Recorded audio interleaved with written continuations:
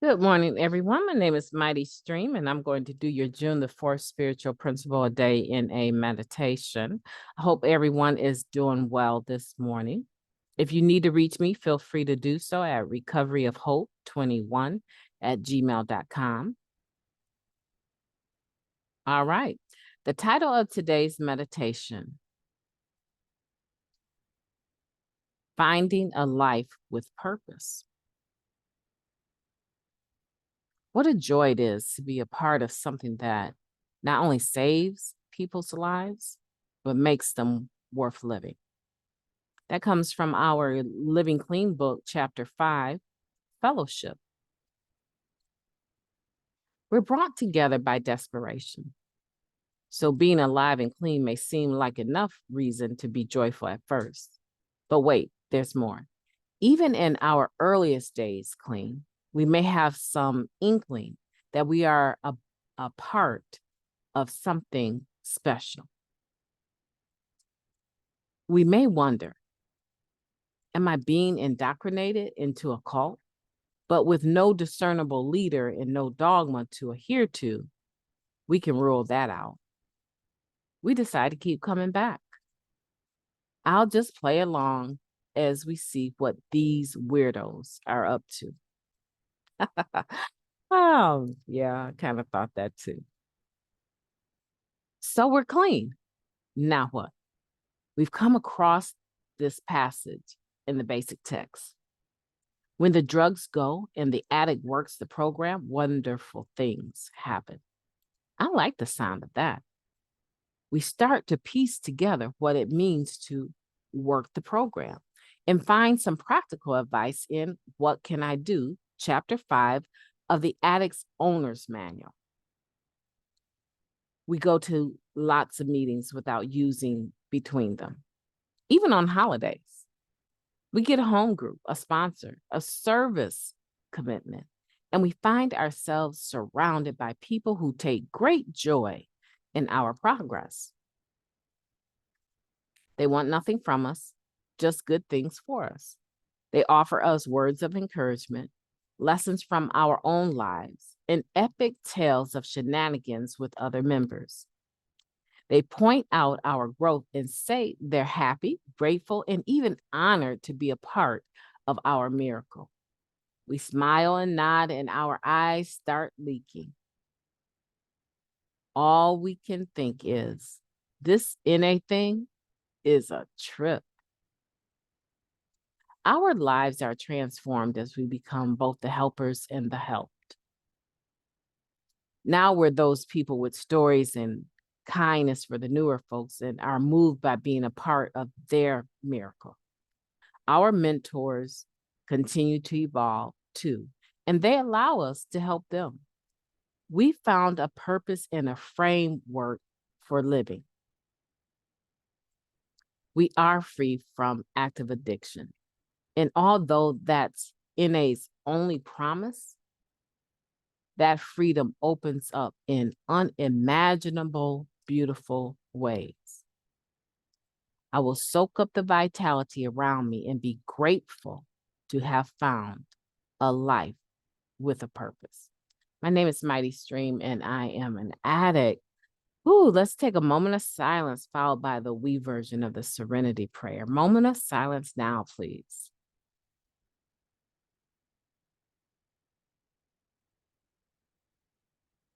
Thank you.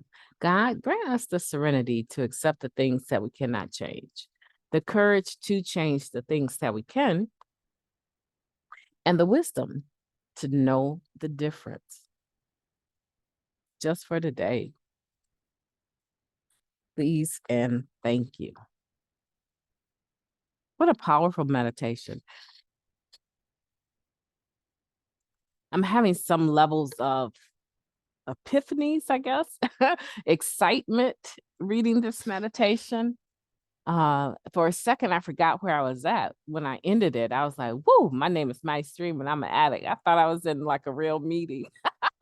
I was about to share, but I'm in a different place, right? I'm not in an actual meeting, but the atmosphere of recovery is definitely present because I have you guys with me and I'm thinking about how this is so true, how we do come here thinking, or at least I did. I came here thinking, what is going on? Like, how did all of these people that I know were just real dope fiends, right? How did all of these people, including myself, end up in the same room? There's no knives and guns breaking out, no one yelling about you owe me from, uh, that dope I floated you never paid, right? None of that is going on. And it shouldn't be, right? It shouldn't be. It shouldn't be obvious that it's going on, right? It shouldn't be going on at all. But all of us came here like, what, how is that person and that person, two people I know were beefing in the streets, how are they in this same room acting like they're just buddies? Okay. Let me see what's going on. They must be getting high in the back. Let me watch this. Okay, God. Oh, the G word. Okay. All right. And it's in the basic text like a lot. The G-O-D word. Oh, okay. So it is a religion. Oh, it's not. There's no one, there's no cult, there's no one in charge, none of that. Bunch of rules and regulations. There's no dogma here. We're number one. We're number one. None of that. Oh, okay. Just that we want to become productive members of society. Okay. Let me just sit back here and see what is really going on. And then eventually, that one person that dares to come up to you, hugs you, and they don't care that you don't want to hug them back. They're just there to welcome you. And you're like, oh, man, I want to be mean. I mean, I'm supposed to be here to change my life. Okay, hug them back, but just don't embrace them. Just give them a little, a little hug, a little side hug, a little tap on the back. Let them know that you're aware that they're trying. And before you know it, find yourself more comfortable, not just with them, but with yourself. And you find yourself starting to have a life that's worth living. We do those things that are suggested. What can I do? Chapter 5. Well, make meetings. Don't use in between. Even on the holidays, make sure you make a meeting. Find a home group. In that home group, start to do some service work. Find yourself a sponsor and start calling them up every day. Even if they don't say to, just start reaching out every day, no matter how you feel. Set a time, 10 o'clock, call them, text them, whatever it is, right? And before we know it, we're a part of and feeling a part of, which is where we want to be. We want to come away from that life of isolation that we lived. And we are. We're developing a life that we're grateful for, a life that we can share with other people. And we're excited about that. We're willing to actually do that. That's amazing. That's super amazing. Last night I had a dream and I could not believe in the dream.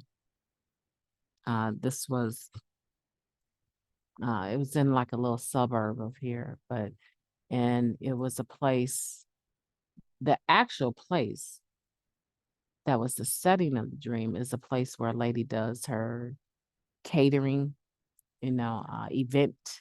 She holds, she allows people to rent her space for events. She also prepares food at this place for your events. And so it's like a place of receiving people. And the last time I was at that particular business was for a funeral, right? It's like a reception after a funeral. And I was setting up for videos there to show a video I had created. And so this dream was there, and the person that was actually receiving people is someone that has, been in recovery. They were on the circuit of sharing at conventions and stuff, and had passed away from lung cancer, and was a very, very good friend of mine. They had 9 years more clean than myself. So they would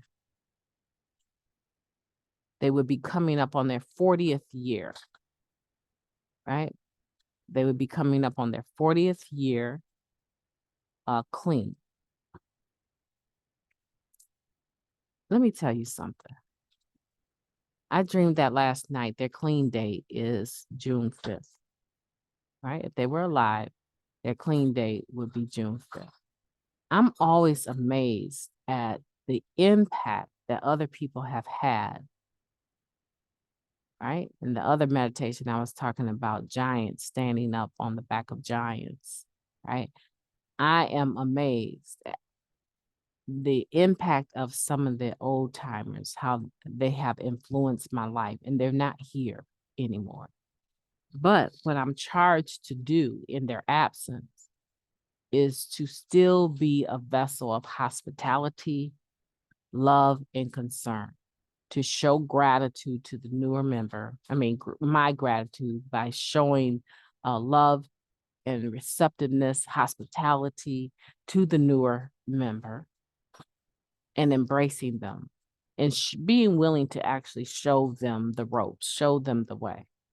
And I just thought that was phenomenal. As soon as I woke up from that dream, I instantly remembered their clean day is June 5th. It's tomorrow. And I instantly knew that I was being charged with being hospitable and receiving other people that are new to the fellowship. My name is Mighty Stream. I've enjoyed talking to you. I hope that you will have a beautiful day on purpose. I know that I'm going to have an awesome day, and I'm expecting that you will too. You take care. Talk to you soon.